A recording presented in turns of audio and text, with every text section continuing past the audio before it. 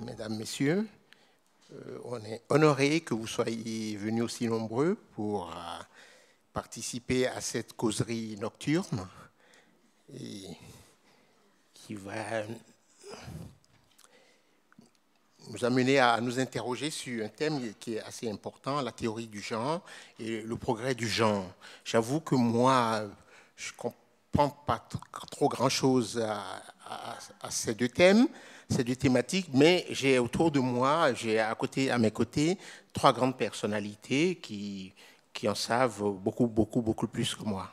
Alors, je vais commencer par vous les présenter. Sylvie Bréban, qui est journaliste, c'est une consoeur qui travaille actuellement, qui est rédactrice en chef à TV5 Monde, notamment pour Terrienne, une émission et un site dédié à la condition des femmes dans le monde. Elle est aussi auteure, elle a écrit des biographies. Voilà. Donc Sylvie a travaillé à TF1, je crois, il y a un moment, ouais, voilà, c'est ça, avant de rejoindre TV5 Monde. Alors, Kathleen Noël est danseuse, chorégraphe, actrice. Elle vient d'Haïti, un pays qui est cher à mon cœur, parce que moi je suis du Bénin. Et Haïti, c'est comme le Bénin, et le Bénin, c'est Haïti. Donc voilà.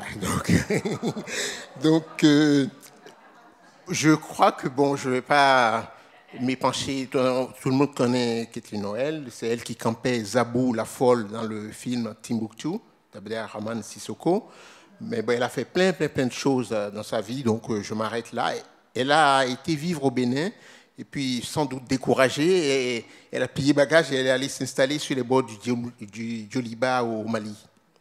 Bon, alors, à ses côtés, il y a donc Catherine Lune Grayson, ça, qui est pourtant, contrairement à ce que le prononcé de son patronyme, elle a grandi, je crois, au Québec. Donc, bon, voilà quoi. Et elle est romancière, anthropologue, travailleuse humanitaire. Elle a grandi, donc, comme je l'ai dit, au Québec. Elle a publié plusieurs romans, notamment L'invention de la tribu et Le testament de nos corps, qui est finaliste du prix des 5 continents de la francophonie en 2017. Voilà. Vous avez également fait beaucoup de vidéos. J'ai vu qu'on a quelque chose en commun, c'est qu'on a travaillé pour la même agence, le Haut Commissariat des Nations Unies pour les réfugiés. Voilà. À ses côtés, donc, on a Fatou Diop Sall, qui nous vient du Sénégal, un pays où j'ai habité 4 ans, mais où je vais depuis 1986, donc c'est un pays que je connais un peu. Elle est socio-anthropologue, elle est sénégalaise, comme je l'ai dit. Elle dispense depuis une vingtaine d'années des cours sur genre et société, femmes d'Afrique, à l'université Gaston Berger, dans cette très belle ville de Saint-Louis, du Sénégal. Elle est la fondatrice et la coordinatrice du groupe d'études et de recherche genre et société. Alors, je vais m'arrêter là parce que je crois qu'on a une surprise pour vous et je vous invite à... Merci. Donc, je vais vous lire 3 textes. Le premier étant un texte de Catherine Lune Grayson, extrait du livre L'invention de la tribu. Elle va mourir demain. Son pouls est faible. Elle va fermer les yeux et ne les ouvrira jamais plus. Elle va fermer les yeux et elle ne verra plus le ciel de février. Ses fils, sa fille, son mari, ses plantes. Il est blanc et incolore le ciel de février. Le monde est vieux, usé, brisé. Elle le sait, même les yeux fermés. Elle a fermé les yeux et le visage de sa fille est resté sous ses paupières pour toujours. La petite Marie s'est levée contre elle et elle n'a pas pleuré. Dans sa nuit, elle entend les marches de l'escalier craquer sous les pas de sa puce. Elle est encore si petite, même si elle est persuadée qu'on est déjà vieux à 9 ans. Elle entend la voix claire de l'enfant annoncer la mort de sa mère. C'est d'elle dont on parle. Après, il y a tout ce bruit, ce désordre, mais elle n'est plus là, elle n'entend plus rien, voilà qu'elle est morte. Elle n'entend pas son mari répéter son nom, Constance, Constance, Constance, comme une incantation. Elle a 35 ans, il est trop tard pour le désespoir. Pourtant, pourtant, elle meurt avec le désespoir de ne pas avoir assez vécu. Elle est là à mourir, à se dire que, finalement, elle est devenue ce qu'on attendait d'elle. Ce n'est pas la fin du monde, ce n'est que la fin d'une vie, c'est la fin de son monde. Il y a un moment, elle a tenu entre ses mains le visage de sa fille. Ce geste de mère, elle est si belle, sa fille. Elle aurait tant voulu qu'elle le soit un peu moins belle. Elle voulait lui dire qu'il lui faudrait être grande, brave et forte, qu'il lui faudrait apprendre à se tenir debout dans le vent. Elle ne sait pas ce que sa fille vivra et deviendra. Elle ne le saura pas. Elle ne sait pas que son mari s'enfermera dans son atelier avec ses tubes et ses pinceaux, mais elle sait bien que la vie continuera après sa mort. Elle a pleuré, en disant à sa fille qu'il ne fallait pas pleurer, que ça ne sert à rien les larmes, qu'il faut économiser l'eau.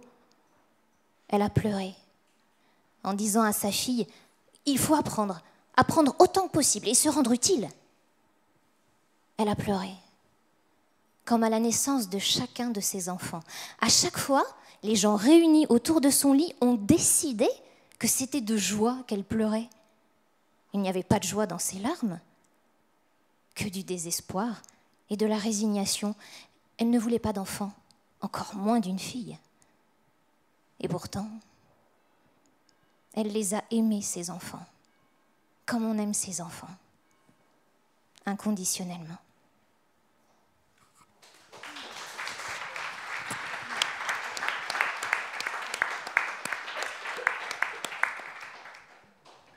Le deuxième texte est un texte de Ketli Noel, extrait de correspondance qu'elle a créée avec la chorégraphe sud-africaine Nelisiwe Xaba.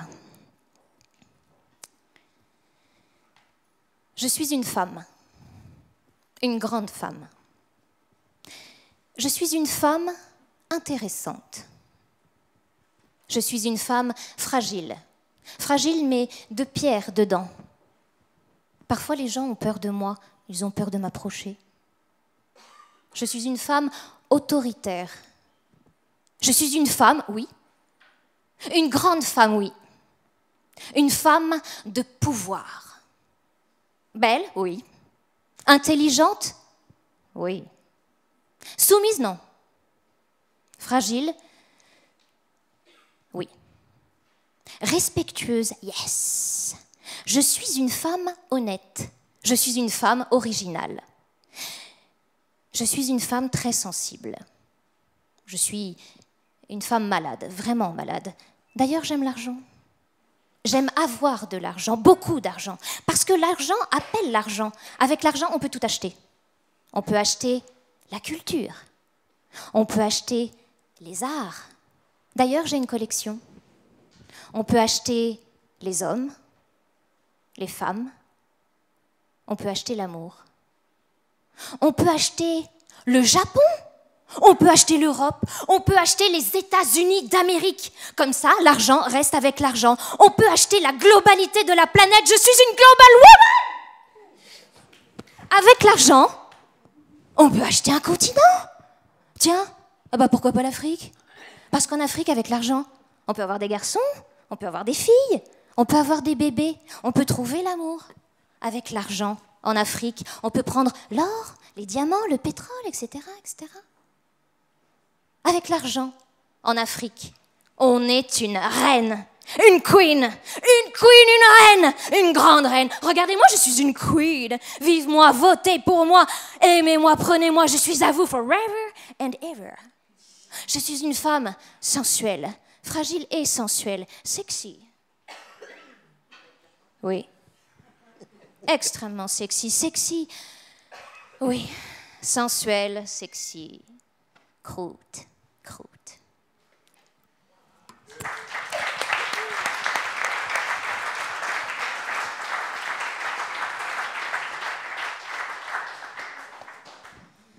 Dernier texte de Fatou Diop Sall. La construction sociale des identités et rôles attribuée aux hommes et aux femmes est désormais questionnée par diverses disciplines, notamment les études de genre. tout un ensemble de mécanismes et institutions sociales comme la famille, la culture, l'éducation, les construisent en produisant des rapports sociaux inégalitaires entre les filles et les garçons. Ces relations de genre, étant une donnée liée au temps et à l'espace, peuvent toujours être déconstruites pour évoluer vers l'égalité.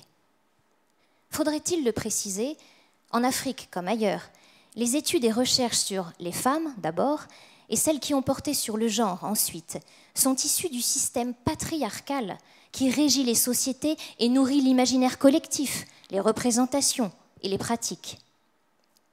Les études sur les femmes y sont très récentes.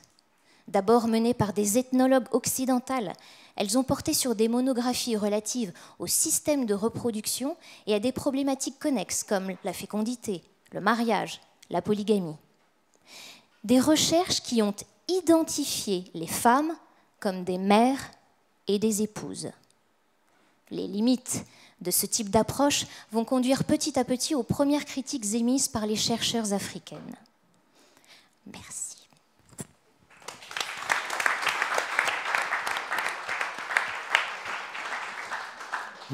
Merci pour ces moments d'émotion. Maintenant, je crois que j'en sais beaucoup plus sur la théorie du genre. Alors, comme j'ai le micro, je vais le garder et poser la première question. J'ai le privilège de celui qui a le micro. Voilà. Alors, je voudrais savoir, est-ce que c'est un signe de progrès qu'en dehors du passeur de parole que je suis, que le panel soit exclusivement féminin? Qui veut répondre? Moi, je veux bien répondre parce que c'est assez rare, faut dire. Hein. D'habitude, c'est plutôt des panels exclusivement masculins. Alors bon, on ne va pas s'excuser d'être un panel exclusivement féminin, et en plus pas tout à fait quand même, puisque vous êtes là. Hein. Donc voilà. Non, c'est... Alors, sur cette question, d'abord, moi, j'aime pas trop qu'on parle de théorie du genre. Je trouve que ce serait mieux de parler d'approche du genre. Je crois que dans votre texte, d'ailleurs, vous employez plutôt ça, l'approche du genre, parce que théorie, ça fait quelque chose qui se fige comme ça, qui s'impose, alors que c'est plutôt pensé comme une réflexion et un regard sur le monde. Et donc, voilà, en tout cas, pour le début. Catherine Lune, je crois que le fait que le panel soit exclusivement féminin avait l'air de vous agacer au plus haut point. Oui, en fait, je suis tout à fait d'accord avec vous sur l'importance d'avoir des panels où les femmes sont représentées. C'est souvent pas le cas. Par contre, je trouve extrêmement troublant que quand il s'agit de genre, on pense que ce sont seulement les femmes qui sont interpellées. Et là, il y a une identification, une association entre genre, femme, féminisme, alors que je pense que toutes ces questions devraient interpeller autant les hommes que les femmes. Mais j'ai réagi assez fortement au fait que le panel soit exclusivement féminin, alors qu'il s'agit d'une question qui devrait interpeller l'ensemble de la société, pas seulement les femmes. Donc, je suis tout à fait d'accord avec vous sur le fait qu'il faut donner davantage la parole aux femmes. Mais j'aimerais bien que quand il s'agit de genre, on pense que c'est une question qui interpelle l'ensemble de la société, pas seulement les femmes. Fatou Diop Sall. Oui, merci. Je rajouterai à ça que peut-être l'explication, c'est parce que c'est des questions qui nous interpellent plus, parce que les discriminations de genre, effectivement, je pense, touchent plus les femmes. C'est les femmes qui remettent en question justement un statu quo qui les désavantage plus que les hommes. Donc je crois que c'est peut-être ça qui fait que les femmes sont plus dans les études de genre, les femmes sont plus interpellées par ces questions, parce qu'étant plus touchées par les inégalités justement liées à ces hiérarchies de genre dans toutes les sociétés humaines en fait. Est-ce que vous avez des étudiants, hommes, donc le sexe masculin, qui viennent à vos cours à Saint-Louis du Sénégal? Ah, tout à fait. Moi, le cours en approche genre que j'ai, c'est un cours qui est suivi non seulement par les étudiants de socio exclusivement, parce que c'est un cours polémique, sujet de polémique. Donc ça les intéresse tous. Même les étudiants des autres UFR, c'est le cours, je crois, qui est le plus couru, parce que ils s'amusent à venir dire à chaque fois, vous savez, ces questions-là, vraiment, c'est la religion déjà qui établit cette différence. De toute façon, les femmes, elles ne pourront jamais être comme les hommes. Donc chaque fois, c'est polémique, chaque fois, c'est vraiment des échanges, souvent on dépasse l'heure de cours, et à chaque fois c'est comme ça. Mais il y a beaucoup de garçons, beaucoup d'étudiants et des étudiantes. Et même dans le groupe de recherche que je coordonne, il y a beaucoup de doctorants maintenant qui s'intéressent à ces questions de genre, qui même s'ils travaillent sur, par exemple, la famille, essayent de voir les rôles de sexe, essayent de comprendre quand même cette organisation de la société. Quand même. D'accord. Si vous voulez ajouter, avant qu'on passe la parole à Kathleen Noël. Oui, alors, moi je dois dire que pour Terrienne, il y a beaucoup de journalistes garçons qui proposent des reportages et qui les font très très bien. Mais c'est une question qui se pose et qui n'est pas si superficielle que ça, puisque vous avez vécu au Québec, par exemple, les féministes, il y a majoritairement au Québec, refusent de parler de ces questions avec des hommes. Elles disent les hommes ne peuvent pas savoir ce que c'est qu'être femme. C'est une chose impossible à savoir, donc nous devons le faire entre nous. Et d'ailleurs, c'est allé si loin, puisqu'on parle des questions de genre. Aujourd'hui, la plus grande organisation de femmes au Québec, qui est une organisation féministe, a élu à sa tête un transgenre, donc une femme trans. Eh bien, il y a eu une polémique au sein du mouvement féministe québécois parce que c'était un trans et que, comme trans, il ne pouvait pas, il ne pouvait pas savoir ce que c'était qu'être une femme. Mais ça a l'air anecdotique comme ça a l'air un peu superficiel, un peu, voilà. Mais c'est des questions qui ne sont pas si inintéressantes que ça. Est-ce que je peux réagir très brièvement? Oui. En fait, là où pour moi, il y a le problème pour moi est pas tant est-ce que les femmes doivent parler de l'expérience des femmes? Bien sûr, c'est l'idée que genre égale femme égale féminisme. Et là, genre n'égale pas femme. Et c'est à cet égard-là que je suis troublée par le fait qu'on s'attende à ce que ce soit les femmes qui parlent de genre. Le féminisme québécois, effectivement, est un féminisme qui s'est revendiqué une histoire de femmes d'abord et avant tout pour déconstruire un certain nombre de constructions sociales. Mais c'est dans cette association entre genre et femme que je sens qu'il y a un problème, dans la mesure où le genre n'est pas que féminin, il est aussi masculin. Et donc c'est à ce niveau-là que j'ai une réaction et pas sur le fait que les femmes ont une parole importante quand il s'agit de discuter de la place des femmes dans une société, par exemple. Kathleen Noël.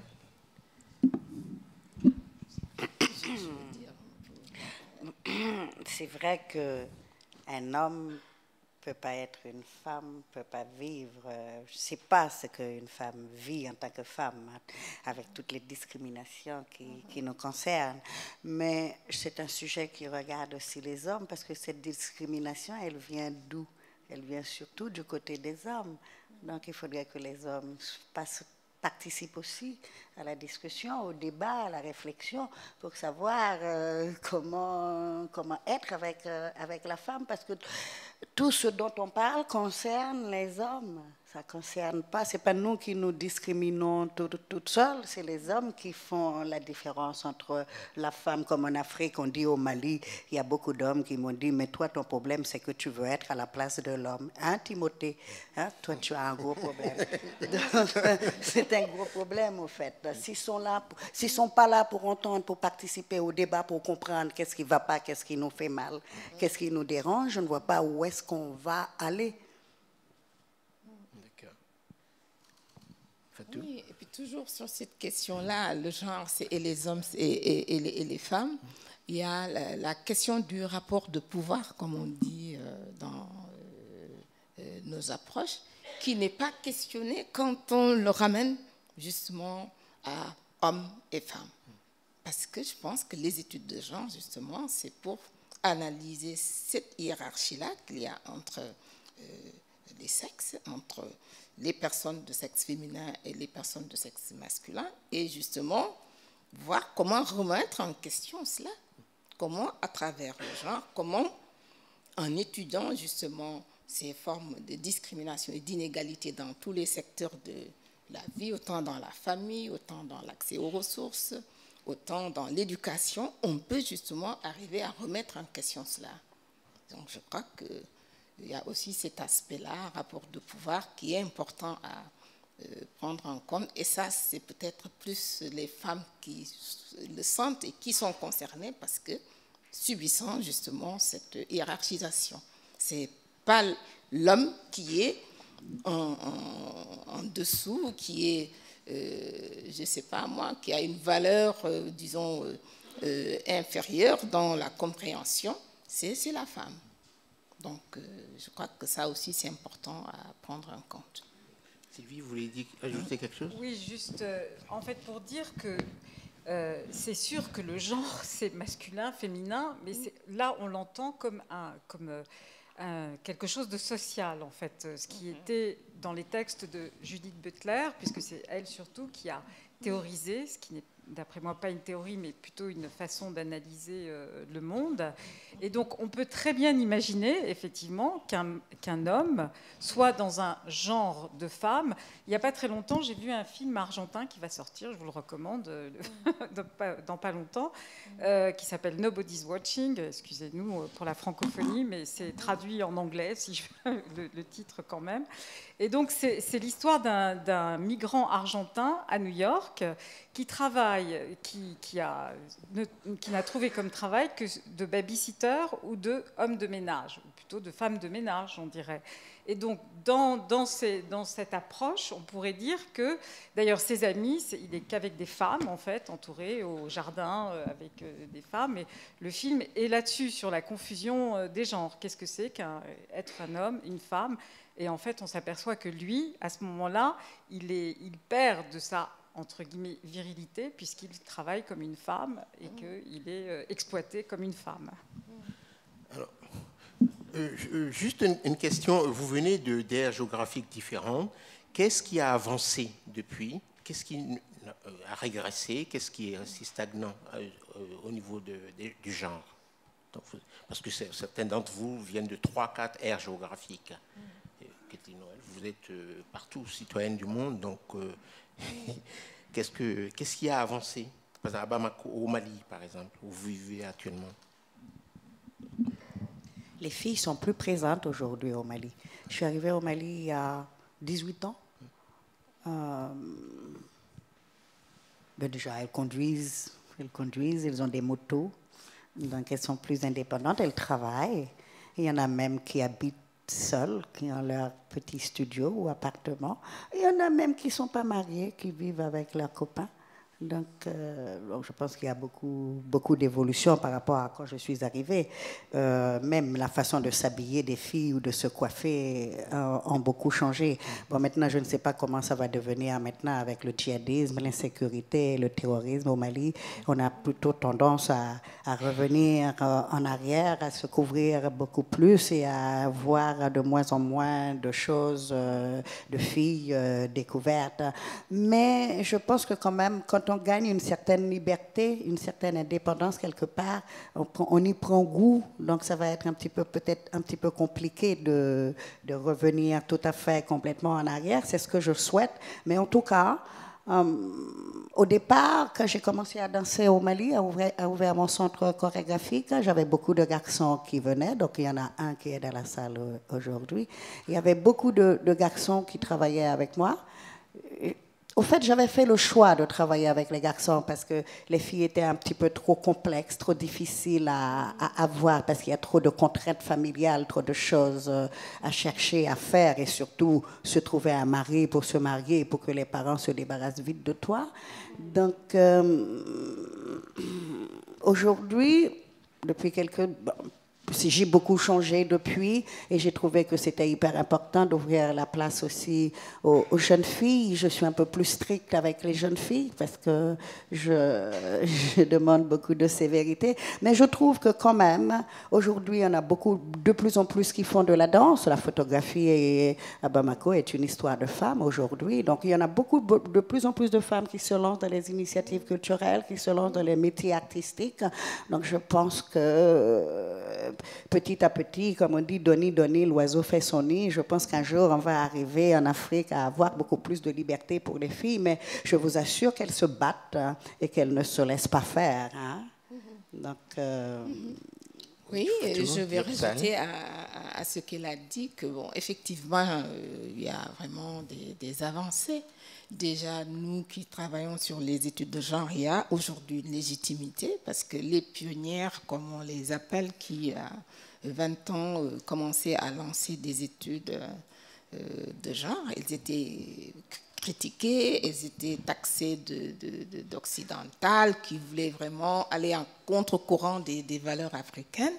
Aujourd'hui, il y a dans les enseignements à l'université des cours vraiment sur genre, donc il y a une certaine légitimité, donc une reconnaissance.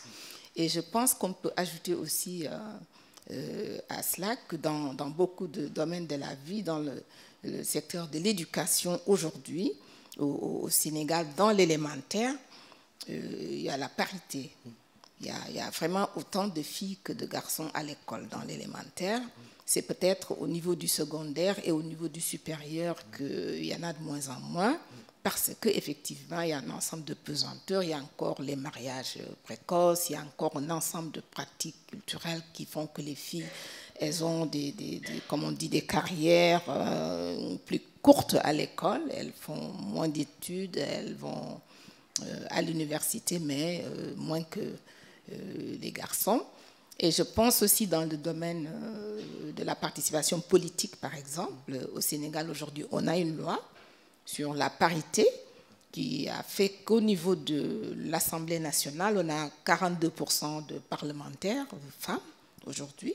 Et ça, c'est parce qu'il y a une mobilisation des mouvements de femmes donc, qui ont revendiqué donc, plus de place. Et je crois que ça, c'est un résultat. Et puis, comme elle a dit, il y a beaucoup de métiers traditionnellement masculins qui s'ouvrent aux femmes. Aujourd'hui, on a des femmes colonels commandants dans la gendarmerie, quelques-unes, je pense, 2 qui sont dans l'armée de l'air. On a donc quand même, comme ça, plus d'ouverture, plus de place, bien qu'il reste encore beaucoup à faire, mais il y a quand même des avancées. Okay. Sylvie, vous voulez dire quelque chose? Nous, à Terrienne, on a créé un mot dièse, hashtag, il y a du boulot. Hein, parce qu'il y en a toujours. Rien n'est acquis. Moi, j'ai eu la chance, parce que, bon, on peut dire en France, on a beaucoup de droits comme ça sur le papier. J'ai eu la chance, quand j'étais étudiante, d'assister au débat avec Simone Veil à l'Assemblée nationale pour le droit à l'avortement, la contraception, etc. Et quand on voit aujourd'hui que dans plusieurs pays européens, on essaye de revenir sur ce droit-là, moi je l'ai écrit dans un texte, j'ai dit jamais j'aurais imaginé, en 1974, quand le débat a eu lieu, qu'un jour on pourrait revenir sur ce droit-là. Bon, mais il y a du progrès quand même. Moi, pour une anecdote, j'étais venue il y a 2 ans ici, je suis très heureuse de revenir aujourd'hui pour parler entre autres aussi de Terrienne, et je suis heureuse d'annoncer que je suis probablement la seule rédaction en France qui a augmenté ses effectifs de 100%. Je suis passée de 1 à 2. Voilà. Mais ça n'est pas tout à fait acquis. Je sens des fois qu'on pourrait bien revenir à moins que ça. Ah, oui. Catherine. J'aurais aussi un mot après. Ok, après on va passer la parole à la salle. Alors oui, il y a du boulot. Si je parle du Québec brièvement, l'extrait de livre qui a été lu, c'est un livre où je parle d'une femme de la génération de ma mère et son expérience de grandir comme femme avec des contraintes très importantes. En fait, la génération de ma mère, c'est une génération qui a grandi dans un Québec extrêmement catholique où les femmes étaient destinées à se marier, avoir des enfants et être mères au foyer. Et c'est une génération qui a protesté très, très fortement contre cet ordre social-là. Et donc, je raconte l'histoire de cette femme qui a refusé cet ordre-là, qui finit quand même par dire que elle a eu des enfants, elle est devenue finalement un peu ce qu'on attendait d'elle. Moi, je suis la génération qui suit. Moi, on n'a pas eu ces attentes-là envers notre génération. On a été relativement libre, très libre en fait, de choisir ce qu'on allait étudier, ce qu'on allait faire de nos vies. Après, il y a du boulot, comme vous le dites. Je veux dire, on est très, très loin d'une égalité réelle en matière de responsabilité parentale, par exemple, en matière d'égalité salariale. Il y a encore toutes sortes d'éléments qui sont où l'inégalité est encore tout à fait claire. Mais je veux dire, si on regarde de génération en génération l'évolution qu'il y a eu, la génération de ma mère, donc des gens qui ont autour de 70 ans aujourd'hui, ça a été un point de bascule assez important vers une beaucoup plus grande liberté dans l'existence des femmes et dans la possibilité de faire des choix. D'accord.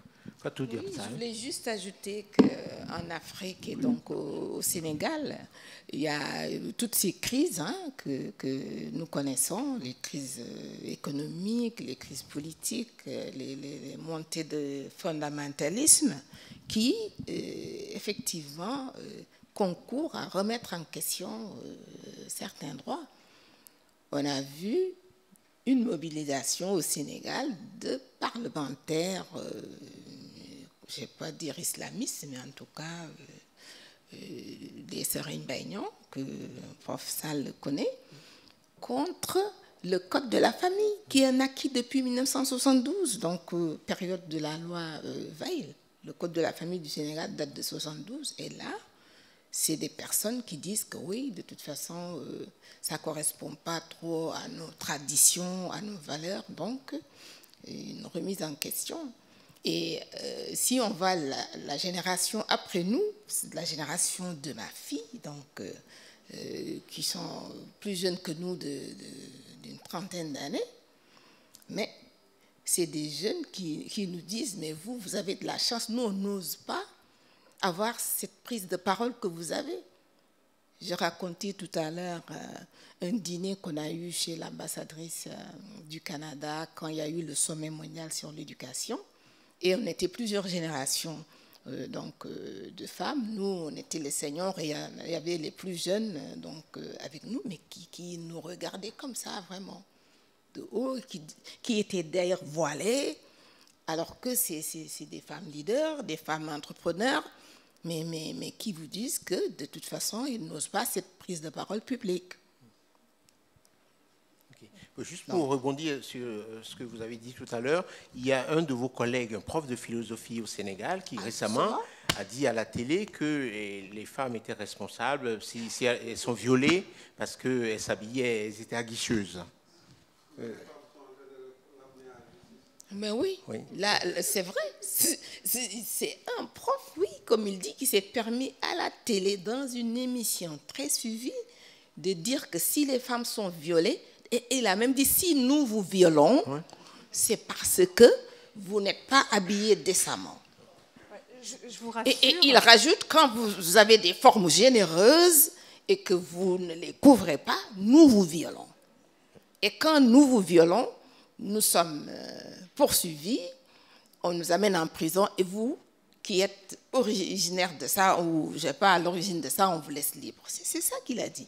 Je vous rassure, en Italie, qui est donc pays européen, il y a eu la même chose avec un juge qui a acquitté un violeur parce que la jeune femme était mal habillée. Il y a d'ailleurs une exposition formidable qui circule en Europe, qui est en Belgique en ce moment.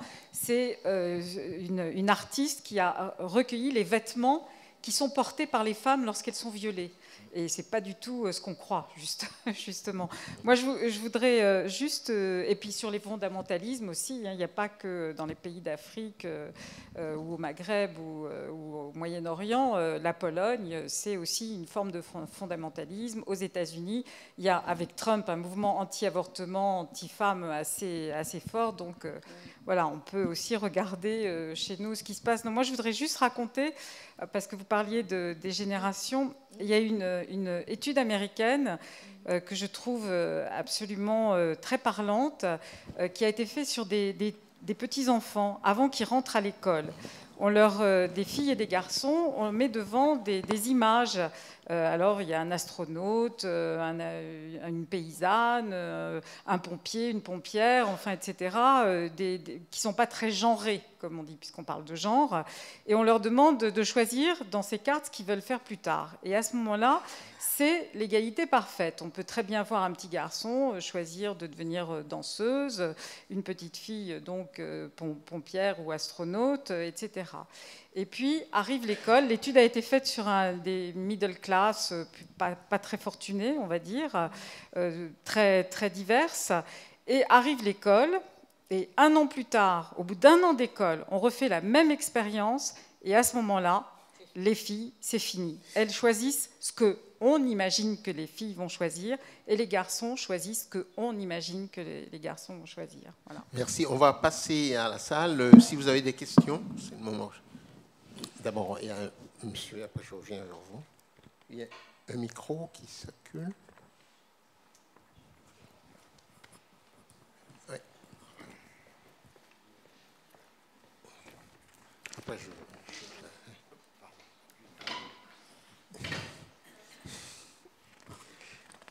Merci. Alors, je voudrais quand même dire, excusez-moi, mais qu'on n'a pas du tout abordé le genre. On a parlé sexe, hommes et femmes. Or, le genre n'a rien à voir avec le sexe. Il y a énormément de gens qui ne se reconnaissent ni dans l'homme, ni dans la femme. Et c'est une multitude de personnes. Je ne parlerai pas que des homosexuels. L'homosexualité, c'est la sexualité. Le genre n'a rien à voir avec le sexe.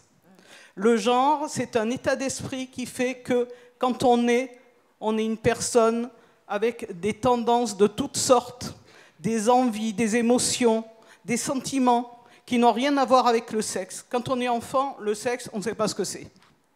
Ça vient beaucoup plus tard. Ça vient par l'éducation, ça vient par la culture. Ce soir, on n'a pas du tout abordé le genre. On a parlé homme, femme. Donc, je crois que là, il y a beaucoup de progrès à faire encore. Ok, merci. Je voudrais juste aussi dire une toute petite parenthèse.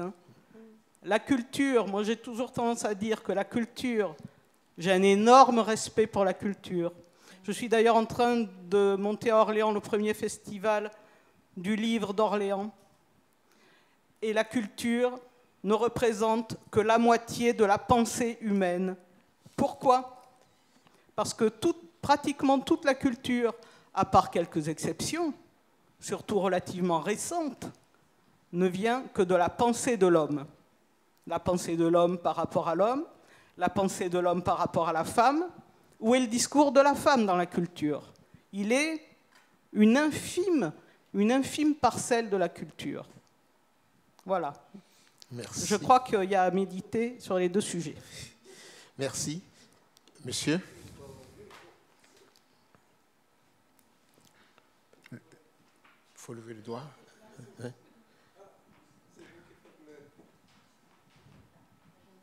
Merci. Merci. Mais c'est pour la promotion de l'égalité. Donc, c'est très bien. Non, je voudrais féliciter les panélistes, mais dire que aussi, le genre n'est pas l'affaire que des femmes. Le genre est aussi l'affaire des hommes, mais sauf que l'intervenant tout à l'heure, nous, dans notre culture, la personne, c'est un homme ou une femme. Dans notre culture. Donc, il y a plusieurs cultures. Mais la promotion de l'égalité entre l'homme et la femme, c'est l'affaire de la société. Ça faisait partie d'une des recommandations de la Conférence mondiale de l'enseignement supérieur au XXIe siècle en 1998 pour promouvoir les places des femmes dans l'enseignement supérieur.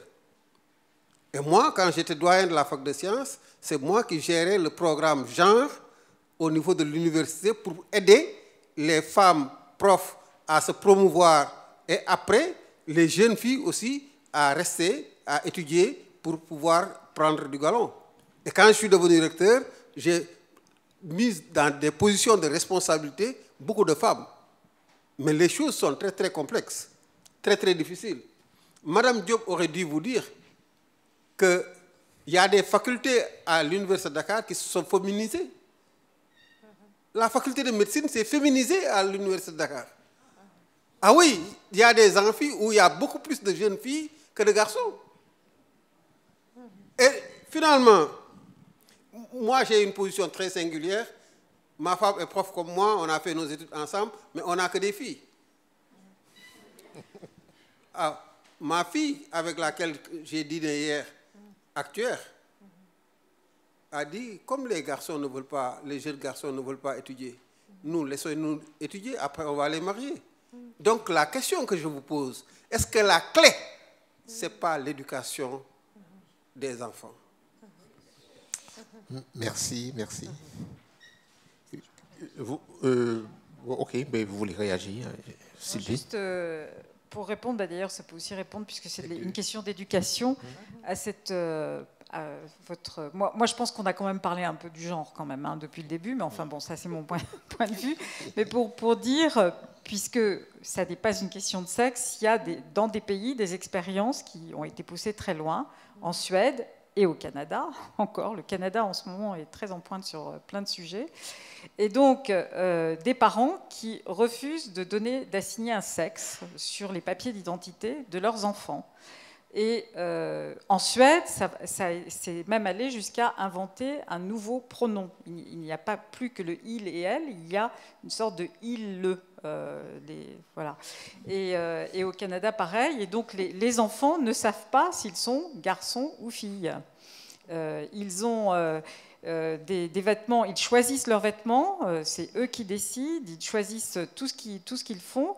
Et bon, voilà. Et c'est quand même aussi très discuté. Il y a aussi, voilà. Oui, moi, j'ajouterais à ce qu'elle a dit que, bon, effectivement, ce dont nous avons discuté, c'est qu'est-ce qui, dans la société, dans l'organisation de la société, dans le partage des ressources, dans l'organisation du travail, dans l'accès à tout ce qu'il y a, qu'est-ce qui fait qu'il y a une différence, justement, dans l'accès, il y a une différence dans le contrôle.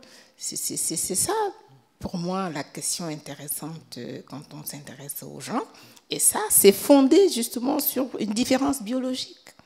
C'est parce qu'on est né de sexe féminin ou né de sexe masculin dans nos sociétés, mais qu'on nous assigne justement à des rôles, à des statuts qui sont différenciés, qui sont valorisés différemment et qui sont hiérarchisés, comme on l'a dit tantôt. Maintenant, par rapport à ce qu'a dit professeur Sall, par rapport à l'éducation, effectivement, l'éducation, je pense en tout cas, même si ce n'est pas la seule clé, et en tout cas une clé centrale, je pense, dans la transformation des inégalités qui sont fondées sur le genre, et peut-être ajouter à l'éducation qui correspond à la scolarisation, à la formation, une éducation à l'égalité, parce que c'est peut-être ça qui manque aussi dans la formation et dans l'éducation de manière générale. Est-ce qu'on éduque à l'égalité? Est-ce qu'on éduque dans les établissements scolaires, dans la famille, à l'égalité, justement, et au respect des unes, des uns et des autres?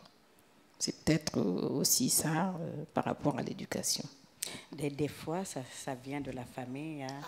Des fois, bien sûr. C'est la mère, le père qui met la différence entre une fille et un garçon.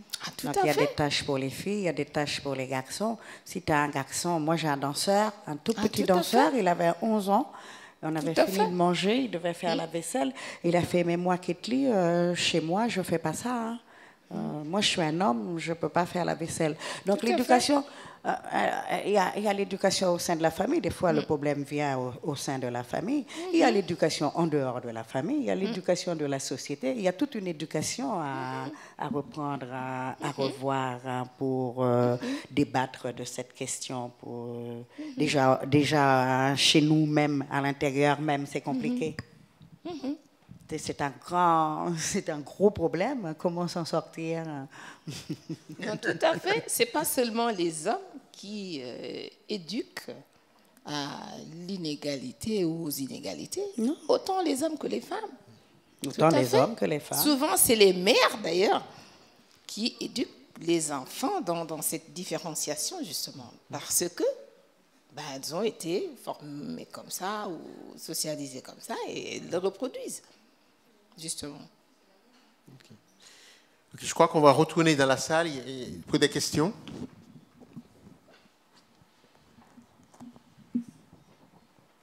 Alors, on vient de parler de l'éducation à l'égalité. Je pense que c'est vrai, comme vous avez dit, elle est centrale. Elle passe par la famille, mais pas uniquement. Moi, j'aimerais bien qu'on parle aussi un peu de l'école.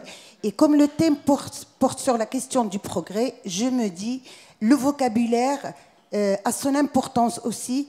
Est-ce que l'écriture inclusive, ou ce qu'on appelle l'écriture de proximité, est un élément de progrès qui participerait à cette prise de conscience de la question d'égalité, de l'approche de genre de manière globale?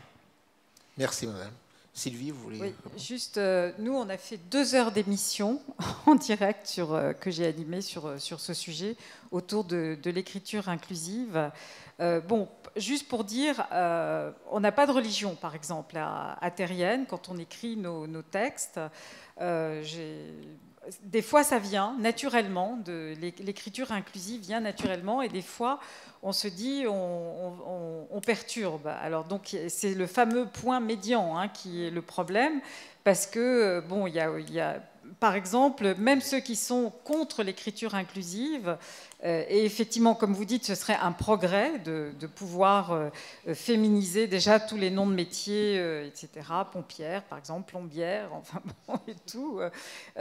Mais c'est sûr que ça reste difficile à faire admettre. Par exemple, à l'AFP, c'est une directrice de l'information qui est à la tête de la rédaction de l'AFP, et donc c'est très important puisque ces dépêches, vous les retrouvez dans vos journaux, vous les retrouvez en bandeau sur vos écrans de télévision. Bon, évidemment, à la radio, c'est pas tout à fait pareil. Et donc, ils ont toute une interrogation là-dessus sur comment faire pour faire avancer les choses. Et c'est compliqué. Et ce fameux point médian, il pose des problèmes parce que tout le monde n'arrive pas forcément à le percevoir. Mais bon, en même temps, je pense que c'est des habitudes, tout ça, et que le jour où on aura tout à fait l'habitude, c'est comme un code qu'on apprend, comme apprendre à lire, à écrire de la musique, enfin, et tout. Une fois qu'on aura changé nos habitudes, eh ben, on aura fait un grand pas. Oui, je pense que ça sera un sacré progrès. Oui. Oui, non, moi, je crois que c'est tout à fait important parce que ça permet, je ne sais pas moi, de savoir qu'on est concerné. Moi, par exemple, je donne tout le temps l'exemple de notre premier recteur parce que j'étais représentante des enseignants de rang B, des assistants, il y a longtemps, au début d'université. Et chaque fois qu'on recevait les convocations, il dit « Messieurs les enseignants ». Mais je dis, mais je suis désolée, monsieur le recteur, je ne suis pas monsieur les enseignants. Donc, pour vous dire, et là, je suis dans la cellule genre et équité, à chaque fois, on interpelle le recteur pour dire, mais quand vous vous adressez à la communauté étudiante, il faut dire chers étudiants, chères étudiantes, mais il dit chers étudiants. Je dis, mais écoute, il faut... Donc, je crois que c'est quelque chose sur lequel il faut travailler et c'est très important, comme elle l'a dit. Merci. J'avais une question pour vous, en fait. Expliquez-moi la résistance à la féminisation des métiers, par exemple, ce qui, d'une perspective de Québécoise, est incompréhensible. Qu'on parle de monsieur, du ministre au masculin quand il s'agit d'une femme ou du maire au masculin quand il s'agit d'une femme. Elle vient d'où, cette résistance-là? De l'Académie française du XVIIe siècle. En fait, avant que et de la nation française, c'est très lié au concept de nation française, à l'unification de la France en nation. Et donc, avant ça, il y avait tous les, par exemple, autrice était un mot parfaitement répandu. Avant ça encore, il y avait l'accord de proximité, parce que ça pose beaucoup de questions. Moi, je me souviens d'un enfant qui m'avait demandé, mais je ne comprends pas, on me dit il y a 1001 jardiniers, et 1000 jardinières et un jardinier, et finalement, c'est le jardinier tout seul qui l'emporte. Bon. Et ça, l'accord de proximité, avant que l'Académie française ne fasse sa réforme, mais qui était aussi en vue qui avait une visée politique très importante, et donc c'est pas par hasard non plus que c'est le masculin qui l'a emporté à ce moment-là.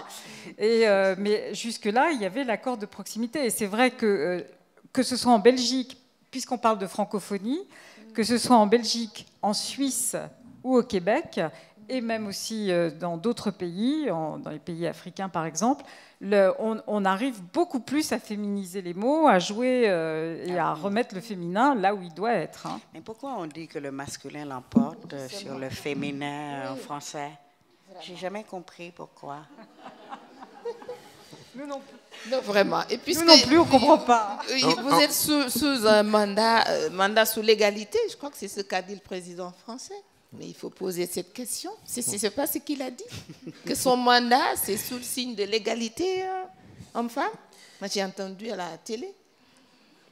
Donc, c'est l'occasion de poser ça et d'avoir un débat. Si c'est important, je sais pas. Alors, je crois que l'heure qui nous a imparti est déjà terminée. Peut-être juste, vous prenez la parole, chacune d'entre vous, pour un mot de conclusion, puis on lève la séance. Je pense quand même que l'approche genre est quand même, je pense, assez intéressante, parce que ça nous permet de remettre en question des choses qu'on nous a fait comprendre qu'elles étaient naturelles, alors qu'elles ne le sont pas. C'est des constructions qui peuvent être transformées. Donc je pense que c'est tout à fait intéressant, et j'espère que l'élan est vraiment irréversible, et que ce progrès dont on parle, vraiment, on pourra l'atteindre justement avec cette perspective d'égalité dans les sociétés. Merci. Catherine. En fait, si je peux rebondir très brièvement sur la question du progrès, oui, mais il y a énormément de chemin à faire. Et moi, je le vois j'ai une toute petite fille de 4 ans, et je trouve ça profondément bouleversant de voir à quel point le fait d'être fille dès 4 ans, c'est quelque chose qui la caractérise aux yeux de l'ensemble de la société par rapport aux livres qu'on lui donne. Je veux dire, il y a encore des tonnes de livres pour enfants qui sont, mais genrés de façon épouvantable. Je veux dire, il y a une tonne de livres pour enfants où le métier attribué aux filles, c'est des métiers typiquement féminins, le métier attribué aux hommes sont des métiers typiquement masculins. De la même façon qu'il y a beaucoup plus de livres pour enfants avec des héros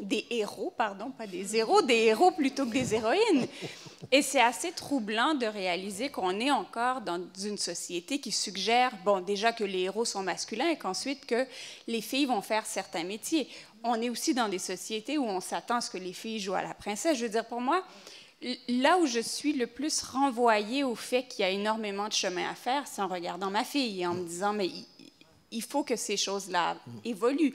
Et on a toutes sortes de réflexions autour de, mais est-ce qu'on va lui dire que c'est dangereux de marcher toute seule la nuit? Est-ce qu'on va lui parler de ce qu'elle doit porter? Parce que ça se pose, ces questions-là, avec des filles encore aujourd'hui. Donc, pour rebondir sur la question du progrès, il y a encore beaucoup de chemin à faire, je pense. Merci. Moi, je pense qu'il faut qu'on fasse une révolution. Oui. Je pense qu'on est trop gentils encore, nous les femmes. Je pense qu'on attend trop qu'on nous donne les choses, et je pense qu'on doit sortir.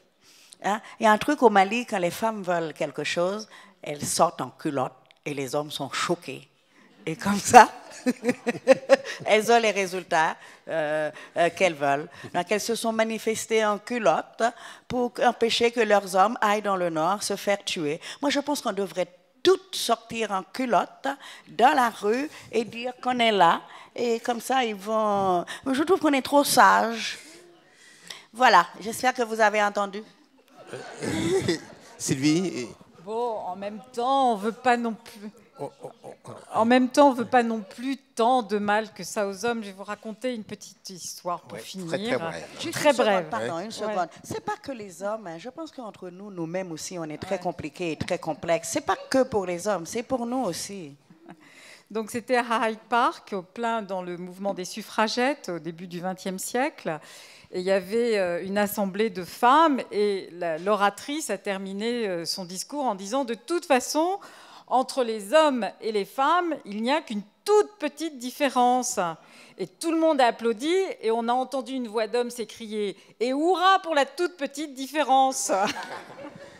Mais sur ces mots, je voudrais remercier l'auditoire, venu nombreux, et puis les 4 panélistes voilà, qui nous ont fait avancer ce soir. Merci à tout le monde.